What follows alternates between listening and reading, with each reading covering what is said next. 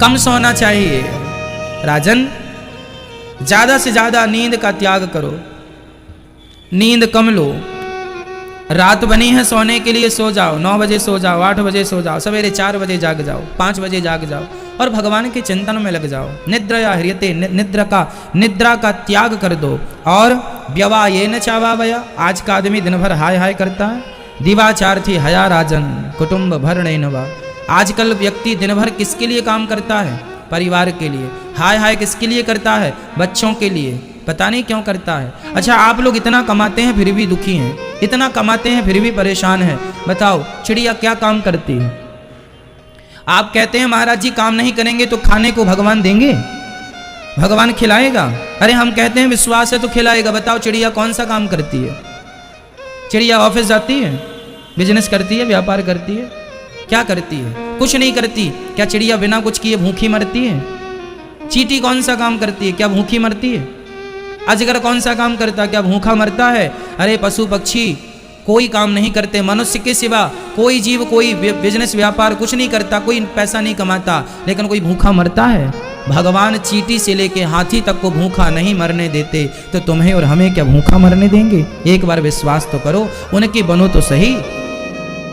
कहाँ भूखा? अजगर करे न चाकरी, पंछी करे न काम, दास मलूका कह गए सबके दाता, सबका पालनहार भगवान। भगवान सबके पालनहार हैं। जीव ना जाने क्यों परेशान है। हम ये नहीं कहते कि तुम मेहनत ना करो, हम ये नहीं कहते कि तुम पैसा ना कमाओ, कमाओ, पैसा खूब कमाओ, लेकिन जितना है उतने में संतुष्ट रहो और खुश रहो। आज आदमी हाय हाय के चक्कर में दुखी हो जाता है।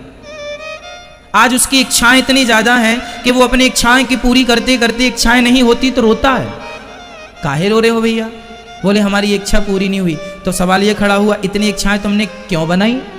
क्यों की? किसने कहा था? किससे पूछ के तुमने इच्छाओं को जन्म दिया? कंट्रोल करते। बड़े बुजुर्ग कह गए हैं जितना चादर हो उतना ही पांव पसारना चाहिए। इच्छाओं पर कंट्रोल, नियंत्रण, अंकुश लगाओ। इच्छाओं का कोई अंत नहीं है। कछुए को आपने देखा होगा, कछुए की 5 चीजें बाहर होती हैं और 5 चीजें वो अंदर भी कर लेता है। बताओ क्या क्या? कछुए को देखा आपने? जब उसे चलना होता है तो 5 चीजें बाहर कर लेता, 2 हाथ 2 पांव और 1 मुंह, गर्दन अपनी वो बाहर कर लेता और चलता है ऐसे ऐसे। और देखता है कि कोई खतरा है, सिकोड़ के अंदर कर लेता है। देखा ना आपने? बस जरूरत हो तो हाथ पांव बाहर चलाओ, जब लगे कि हाँ खाने को रोटी नहीं है तो कमा लो, आनंद से रहो। और जब देखो कि भगवान ने अब दे दिया, दाल रोटी घर में है, बड़ी आनंद है, तो अपनी इंद्रियों को, अपनी इच्छाओं को कछुए की तरह सिकोड़ के और आत्मचिंतन, भगवान के चिंतन में लग जाना चाहिए कछुए की तरह। कछुआ बहिर्मुखी भी होता है, कछुआ अंतर्मुखी भी होता है। जब उसके हाथ पांव और मुंह बाहर होता है तो बहिर्मुखी कहलाता है, और जब हाथ पांव और मुंह अंदर होता है तो अंतर्मुखी होता है। माना कि सुदामा जी गरीब थे, सुदामा जी भिक्षा मांग लेते थे, जो मिल जाए प्रसन्नता से प्राप्त कर लेते थे। सुखदेव भगवान के बारे में भी हमारे गुरुजन बताते हैं, उतनी ही देर सुखदेव जी भिक्षा के लिए किसी द्वार पर खड़े होते थे जितना समय गाय दोहने में लगता है। मांगते नहीं, खड़े हो जाते हैं, भिक्षाम देही एक आवाज लगाते हैं। वो 5 घर मांगते हैं, 5 घर मिल गया तो अच्छा, नहीं 6वें घर नहीं जाते। अर्थ क्या है कि हमें भोजन करने के लिए प्रयास तो करना होगा, हम कर लें, लेकिन उतना ही प्रयास करें। पेट भरने का प्रयास सही है, तिजोरी भरने का प्रयास गलत है। आज लोग परेशान इसलिए नहीं है कि पेट भरना है, आज लोग परेशान इसलिए हैं कि तिजोरी भरना है। पेट तो सबका भर ही रहा है, कौन भूखा मर रहा बताओ? आप लोगों के पास क्या पेट भरने के लिए नहीं है? बहुत है, फिर भी आप परेशान हैं। क्यों? क्योंकि तिजोरियां खाली पड़ी हैं, उन्हें भरने के पीछे लगे। इसलिए हमारे यहाँ कहते हैं गौधन, गजधन, बाजधन और रतन धन खान, जब आवे संतोष धन, सब धन धूरी समान। सबसे बड़ा धन क्या है? संतोष। विधाता जितना दे दें उसमें हमें क्या करना चाहिए? संतोष करना चाहिए। इसलिए हाया, यहाँ सुखदेव जी कहते हैं देवाचार थे हया राजन कुटुंब भर नैनवा, सारी जिंदगी पेट भरने में और परिवार में निकल गई, आत्म कल्याण के लिए आपने कभी सोचा ही नहीं। ना परिवार साथ जाएगा, ना रिश्तेदार साथ जाएंगे, ना तुम्हारा पैसा साथ जाएगा। इसलिए थोड़ा सा अंतर्मुखी होकर भगवान का चिंतन किया करो। संसार को देखना बंद कर दो थोड़ी देर के लिए, और थोड़ी 24 घंटे में 23 घंटे संसार को देखो। 1 घंटा उसे देखो जिसने तुम्हें 23 घंटे दिए, उसे भी तो देखना होगा ना। यदि वो नहीं चाहे तो तुम्हारे 23 घंटे ना मिले, तुम्हें 24 घंटे ना मिले। 23 घंटा देखो ना पत्नी को, पति को, परिवार को, बिजनेस को, व्यापार को, पर 1 घंटा भगवान को तो देखो। ये तो फिर नमक हरामी होगी कि हमें जिस परमात्मा ने दिया हमने उसे कुछ नहीं दिया, समय भी नहीं दिया, ना हमने उसका चिंतन किया, ना उसका शुक्रिया अदा किया, ना धन्यवाद दिया, कुछ भी नहीं किया हमने। अच्छा आप बताओ, बिजली जलाते हो बिल देते हो कि नहीं? पानी पीते हो नगर पालिका को बिल देते हो कि नहीं? गैस जलाते हो बिल देते हो कि नहीं? हर चीज का बिल देना पड़ता है। लेकिन प्रकृति ने तुम्हें देखो, रोज सुबह की धूप मिलती है, विटामिन डी मिलती है। विटामिन डी की गोलियां कितनी महंगी आती हैं, पैसे से खाओ तो हालत खराब हो जाए, लेकिन फ्री में आपको धूप में विटामिन डी परमात्मा दे रहे हैं। इतना कुछ देने के बाद क्या उसका धन्यवाद नहीं बनता? धन्यवाद करना चाहिए। उस परमात्मा ने तुम्हारा पालन किया है, उस परमात्मा ने हम सबका संरक्षण किया है, उस परमात्मा ने हमें जन्म दिया है, उस परमात्मा का दिया खा रहे हैं। वो परमात्मा, किसान गेहूं डाल देता है, खेत में बो देता है, गेहूं बो के किसान घर आ जाता है। परमात्मा अंकुरित ना करे तो क्या कर लेगा किसान? किसान का काम है खेत में बीज बो देना, अंकुरित करना ईश्वर का काम है। ना बोए, ना बो दे चलो किसान, और अंकुरित ना करे विधाता, फिर क्या कर लोगे, क्या खाओगे? इसलिए वह परमात्मा ये संसार चला रहे हैं, ये सृष्टि चला रहे हैं, उन्हें धन्यवाद दीजिए। कैसे धन्यवाद दें? तस्मात् भारत सर्वात्मा भगवान ईश्वरो हरिः श्रोतव्यः कीर्तितव्यश्च स्मर्तव्यश्चेच्छता भयम्। सब भगवान है। पहले तो ये थिंकिंग बनाओ, ये विचारधारा बनाओ कि सब ईश्वर है। इस संसार में परमात्मा के अतिरिक्त कुछ नहीं है। कहने की बातें हैं कि ये स्त्री है, ये पुरुष है, ये जमीन है, ये वृक्ष है, ये वनस्पति है, ये पेड़ है, ये पौधा है, ये हाथी है, ये घोड़ा है, सब कहने की बातें हैं। आपने माथे पे जो मेहंदी पहनी है वो काहे की है? बोलो। हाथ में चूड़ी पहनी है, बिंदिया माथे पे है, सोने की है। चूड़ी हाथ में है, सोने की है। कमर में करधन है, सोने की है। हाथ में बाजूबंद है, सोने का है। गले में हार है, सोने का है। कान में बाला है, सोने का है। एक ही सोने के इतने आभूषण हो गए कि नहीं? केवल आभूषण नहीं हुए, उस आभूषण का नाम भी अलग अलग है। ये चूड़ी है, ये बाला है, ये बिंदिया है, ये हार है, ये पायल है, ये है, ये वो। नाम भी अलग है, रूप भी अलग है, उपयोग भी अलग है, पर तत्व एक ही है। सबके भीतर एक ही चीज है ना, क्या? जोर से। सोना। नाम रूप और उपयोग अलग अलग हैं, पर तत्व एक ही है, सोना। उसी तरह चींटी का नाम चींटी है, छोटी सी है। हाथी का नाम हाथी है, बड़ा है। पौधा है, पेड़ है, स्त्री है, पुरुष है, मक्खी है, मच्छर है। नाम रूप अलग अलग है, इनके उपयोग अलग अलग हैं, इनका खान पान व्यवहार अलग अलग है, लेकिन सबके भीतर परमात्मा ही परमात्मा समाया है। जैसे हर आभूषण में सोना ही सोना है, जैसे हर घड़े में मिट्टी ही मिट्टी है, उसी प्रकार हर व्यक्ति में ईश्वर के सिवा कुछ नहीं। तो हम इंसान क्यों मानते हैं आपको? फिर हम संसार के लोगों को स्त्री क्यों मानते हैं? इसलिए क्योंकि अज्ञान का पर्दा पड़ा है। हम आपको पुरुष क्यों मानते हैं? हम आपको स्त्री क्यों मानते हैं? हम आपको भगवान क्यों नहीं मानते? क्योंकि आंखों में अज्ञान का, माया का पर्दा पड़ा है। यही तो माया है। मम माया दुरत्यया, बड़ी प्रबल माया है, बड़ी प्रबल माया, सबके समझ में जल्दी नहीं आती। यही माया है। ये माया का पर्दा उन्हीं की आंखों से हटता है जिन्हें परमात्मा जिनका पर्दा हटाना चाहते हैं। सोई जाने जे देहु जनाई, जानत तुम्हि हुई जाई। प्रिय भक्तों, श्री सुखदेव भगवान कहते हैं, राजन, ज्यादा हमें संग्रह परिग्रह में नहीं पड़ना चाहिए। सत्यां क्षितौ किं कसिपो प्रयासैर् बाहौ स्वसिद्धि युपवर्हणै किं सत्यं जलौ किं उरुधान्यपात्या दिग्वल्कलादौ सति किं दुकूलै। जब जमीन पर सोने से काम चल जाए तो हमें बिस्तर के लिए प्रयास नहीं करना चाहिए, है ना। हम इच्छाओं को कम करें। कई लोग बड़ा महंगा महंगा गद्दा खरीद लेते, 1-1 लाख रुपए का गद्दा खरीद लिया, 1 लाख रुपए का पलंग खरीद लिया। पलंग खरीदा जा सकता है पैसों से, गद्दा खरीदा जा सकता है पैसों से, क्या नींद खरीदी जा सकती है? जब अच्छी नींद आती है तो जमीन पे आदमी लेट जाए, नींद आ जाती है कि नहीं? हाँ या ना? फिर जब हम थोड़े से अपना जीवन गुजार सकते, देखो यदि हमें 1 लाख रुपए का गद्दा लेना होगा तो हमें 1 लाख रुपए जुटाने के लिए बहुत प्रयास करना पड़ेगा, बहुत प्रयास करना पड़ेगा। तो हम काहे अपनी इतनी जरूरतें बढ़ाएं कि हम प्रयास व्यर्थ का करें? सोना ही तो है, जमी पर लेट जाते हैं, सिराने हाथ रखते हैं, हम तो अपना तकिया बिस्तर हमेशा साथ रखते हैं। जमीन पर लेट जाओ, सिराने हाथ रखो।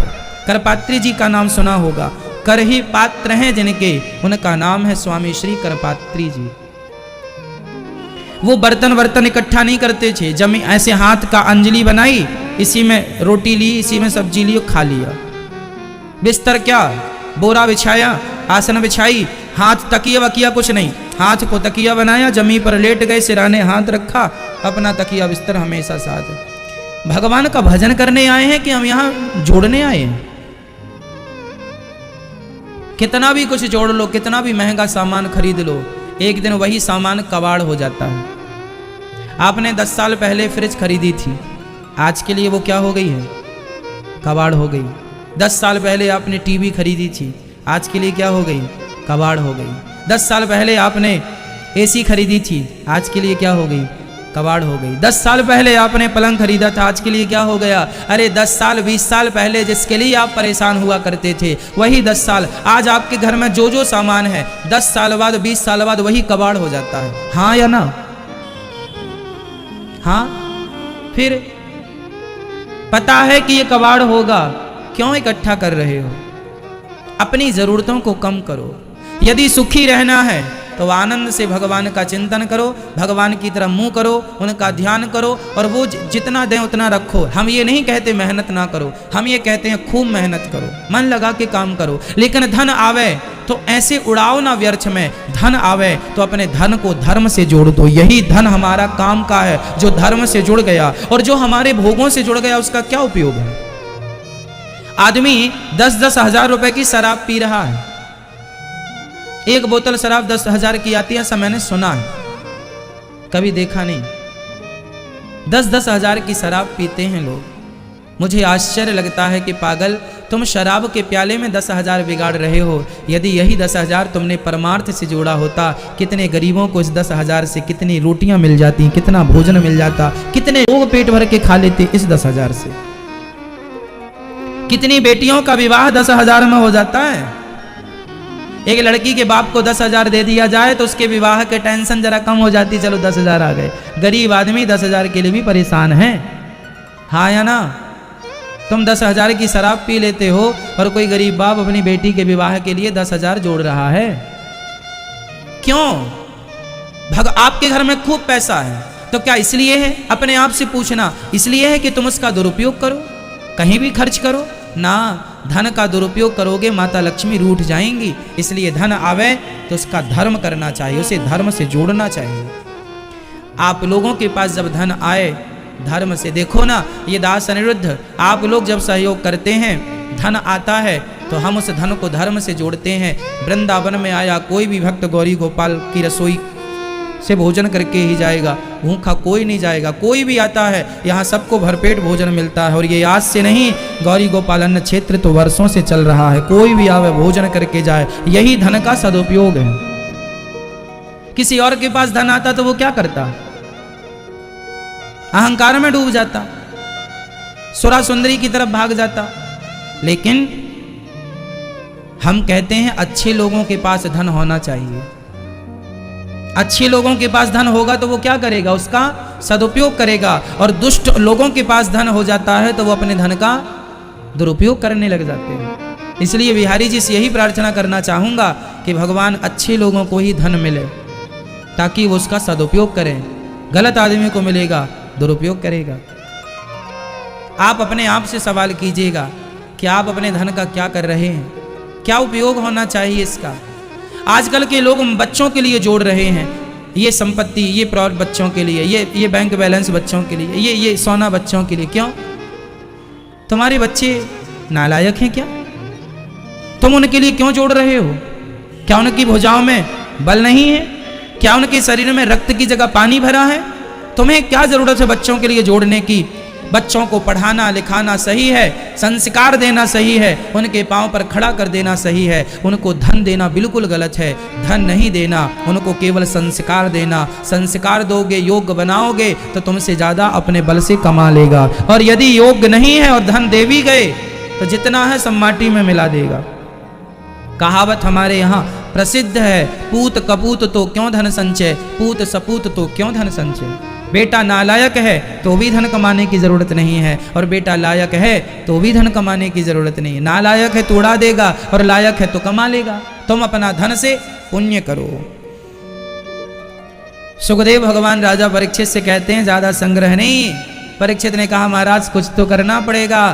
तब सुखदेव भगवान कहते, चीराणि किं पथि न सन्ति दिशन्ति भिक्षाम्, नैवाङ्घ्रिपाः परभ्रतः सरितोऽप्यशुष्यन्, रुद्धा गुहा किमजितो वतिनोपसन्नान्, कस्माद् भजन्ति कवयो धन दुर्मदान्धान्। जब पहनने को रास्ते में फटे पुराने कपड़े मिल जाते हैं तो कपड़ों का भी संग्रह क्या, भूख लगने पर वृक्षों के फल मिल जाते हैं तो भोजन का संग्रह क्या, पीने को नदी का पानी मिल जाता है तो जल का संग्रह क्या, रहने को कंदराएं मिल जाती हैं तो घर का संग्रह क्या। ये साधु संतों के लिए कहा जा रहा है। गृहस्थों के लिए तो ये कहा जाता है कि थोड़ा थोड़ा तुम्हें संग्रह करना होगा। पर साधु हो गए हो और साधु होके भी तुम घर जमीन जायदाद बना रहे हो तो गलत। और गृहस्थ में हो, देखो गृहस्थ आदमी को थोड़ा सा धन बचाना चाहिए, थोड़ा सा पैसा बचाना चाहिए। कल काम आएगा, कल फिर लॉकडाउन लग गया तो क्या खाओगे, इसलिए थोड़ा सा बचा के चलो। लेकिन उचित बचाओ, ऐसा रहे कि कल 2-4 महीने 2 महीने साल 2 साल की व्यवस्था रहे, आगे परमात्मा देगा। अब एक आदमी अपने, एक सेठ जी थे, अपने मुनीम से कहा जरा देखो हमारी कितनी संपत्ति है। उन्होंने बताया कि महाराज 8 पीढ़ी बैठी बैठी खाएगी। तो सेठ जी रोने लगे, हे भगवान 8 पीढ़ी तो खा लेगी बैठी बैठी, 9वीं पीढ़ी का क्या होगा। तो इतना भी धन संग्रह ना हो कि तुम बच्चों के बच्चों की चिंता करने लग जाओ। तुम अपना करो, लोग अपना पर लोग सवारो, आगे जो आएंगे वो अपना करेंगे खाएंगे, सबका ठेका तुम ही लेके नहीं बैठे हो। सुखदेव भगवान कहते हैं जो ब्रह्म तेज की इच्छा चाहता हो उसे बृहस्पति जी की उपासना करनी चाहिए। जो इंद्रियों की शक्ति चाहता हो उसे इंद्र की, जैसे संतान की प्राप्ति चाहिए वो प्रजापतियों की उपासना करे, जैसे लक्ष्मी चाहिए माया देवी को मनाए, और जिसे भगवान चाहिए, और भगवान चाहिए तो सब चाहिए। अकामः सर्व कामो वा मोक्ष कामा उदारधि तीव्रेण भक्ति योगेन यजेत पुरुषम परम। उस परमात्मा को भजोगे, कहते हैं हाथी पांव में सबके पांव आ जाते हैं। भगवान को प्रसन्न कर लेने से सब प्रसन्न हो जाते हैं और जो चाहिए सब कुछ मिलता है। एक के पीछे भागने की जरूरत नहीं है कि हम लक्ष्मी के पीछे भागें और हम पुत्र के पीछे भागें, जमाने के पीछे भागें। एक भगवान को मना लो, सब मान जाएंगे। और देवता चित्त न धरई, और देवताओं को चित्त में धरने की जरूरत नहीं है, भगवान को चित्त में रखो। श्रीमन्नारायण चरणौ शरणं प्रपद्ये श्रीमते नारायणाय नमः। भगवान ही हमारे पालनहार हैं, भगवान ही हमारे रक्षक हैं। इस विश्वास से आगे चलते रहो, सब आपके सहयोगी। जो भगवान नारायण की आराधना करता है उसे शनि परेशान नहीं करते, उसे राहु परेशान नहीं करता, केतु परेशान नहीं करता, मंगल और सूर्य परेशान नहीं करते। नहीं तो दशा ही चलती रहती है, आदमी की दशा बिगड़ी पड़ी है। इसलिए भगवान के चरण पकड़ लो, फिर किसी के पीछे भागने की जरूरत नहीं है। एक नारायण को प्रसन्न कर लेने से सब प्रसन्न हो जाते हैं। सुखदेव भगवान कहते हैं उन्हीं की आयु सफल है जो भगवान के चिंतन में लगे, नहीं तो तरवहा किम न जीवंती भस्रः किम न श्वसन्त्युता न खादन्ति न मेहन्ति किम ग्राम पशवो परे। तरवह क्या वृक्षों की आयु नहीं होती? क्या लोहार की धुकनी सांस नहीं लेती? क्या कुत्ते बिल्ली पशु पक्षी खा के पेट नहीं भर लेते? यदि तुम भी खा रहे हो और श्वास ले रहे हो और केवल संसार के भोगों में लगे हो तो तुमसे अच्छे तो ये पशु पक्षी। इसलिए भगवान का चिंतन करने को यह शरीर मिला है। जो भगवान का भजन नहीं करते वह नर पशु के समान है, कुत्ते ग्राम सूकर ऊंट गधा से भी बीता हुआ व्यक्ति है, गया गुजरा व्यक्ति है। तब सुखदेव भगवान से राजा परीक्षित ने प्रश्न किया कि गुरुदेव ये बताइए कि भगवान ये ब्रह्मांड कैसे बनाते हैं, सृष्टि कैसे करते हैं। तब सुखदेव जी को याद आया कि अभी तक तो मैंने मंगलाचरण नहीं किया। तब सुखदेव भगवान मंगलाचरण